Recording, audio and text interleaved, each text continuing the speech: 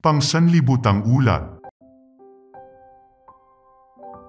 Tunay ang Diyos. May 11, Uzbekistan, Sonia. Nang matapos ni Sonia ang kanyang high school, wala siyang higit na nagugustuhan kundi ang mag-aral ng medisina sa isang prestihiyusong kolehiyo. Subalit ang magpatala sa kolehiyo ay kailangan niyang manuhol ng malaki. Sa mga panahon na ito ay hindi na kailangan ang manuhol upang pumasok sa mga paaralan sa bayan ni Sonia sa Uzbekistan. Subalit kakaiba ang pamumuhay noong panahon na naghahanda pa lang si Sonia para mag-aral sa kolehiyo.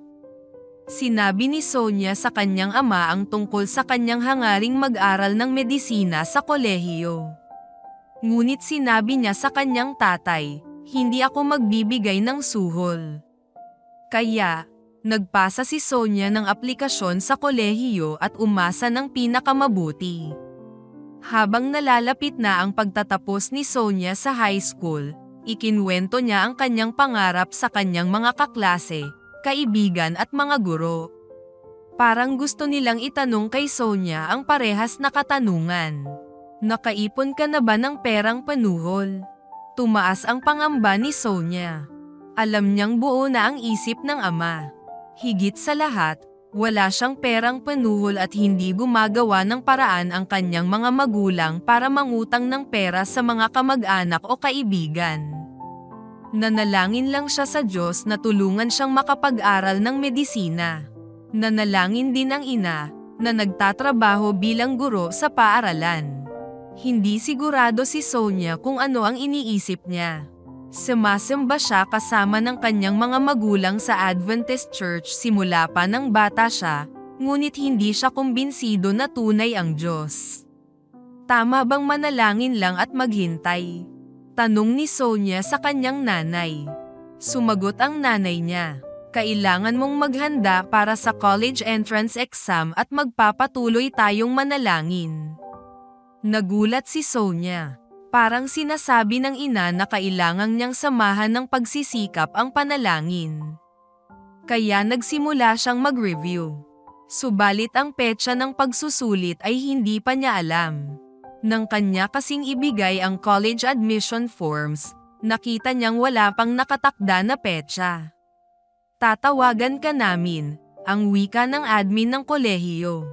Nagtapos ng high school si Sonia at nagpatuloy sa pagre-review para sa exam. 2 buwan ang lumipas. Patuloy na nananalangin ang magulang ni Sonia habang nag-aaral siya.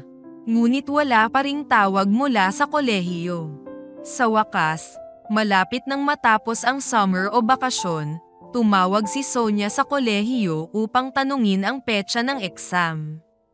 "Kailangan mong pumunta rito sa school at pag-usapan natin yan dito," ang sabi ng taong nakausap niya sa telepono. Kaya nagpunta sina Sonia at nanay niya sa kolehiyo. Pinigilan sila ng gwardya sa harapan ng gate. "Tapos na ang lahat ng entrance exam," sabi ng gwardya. Nabigla si Sonia at nagsimula siyang magalit. Ipinasa niya ang kanyang aplikasyon ng tama sa oras, subalit walang tumawag sa kanya upang ibigay ang petsa tulad ng ipinangako sa kanya. Sa pakiramdam niya ay parang nagsayang lang siya ng buong bakasyon sa pagre-review para sa entrance exam. Nakita ng ina ang pagkabalisa ni Sonia. Inilabas na ba ng kolehiyo ang resulta ng entrance exams? Ang tanong niya sa gwardya. "Oo," ang sagot ng gwardya. "Pumunta kayo roon at makikita ninyo ang mga nakapaskil na listahan ng mga estudyanteng tatanggapin." Kaya pumunta sila sa lugar para tingnan ang mga pangalang nakapaskil. Habang kanilang tinitingnan ang mga listahan, biglang napansin ni Sonia ang kanyang pangalan. "Thank you Lord," ang bulalas niya. "Natanggap ako. Sa maraming nag-apply na mga estudyante, natanggap siya ng walang suhol at walang entrance exam." Naglaho kaagad-agad ang lahat ng mga pagdududa ni Sonia tungkol sa Diyos. Bago nagpasimula ang kolehiyo, ibinigay ni Sonia ang kanyang puso kay Jesus sa bautismo. Ang karanasang ito ay nagturo sa akin na tunay ang Diyos, ang wika niya. Subalit hindi iyan ang katapusan ng kwento. Pagkatapos magpasimula ang klase, mga kapwa-estudyante ang nagtanong kay Sonia kung gaano kalaki ang ekstrang ibinayad niya para makapasok sa kolehiyo. Wala, ang wika niya. Hindi pa nga ako kumuha ng entrance exam. Namangha sila, nagtanong, at papaano ka naging estudyante rito? Mayroon akong koneksyon. Ang tugon niya. Hindi nagtagal, nalaman ng mga estudyante ang isa pang mas maganda.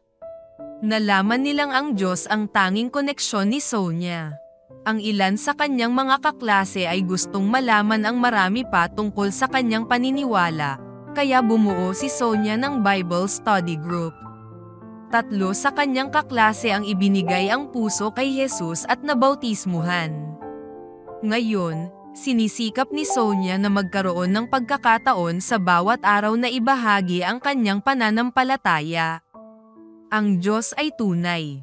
Ang wika niya. Ang bahagi ng 13 Sabadong handog ngayong quarter ang tutulong sa pagbubukas ng unang Seventh-day Adventist Elementary School sa Tashkent, Uzbekistan.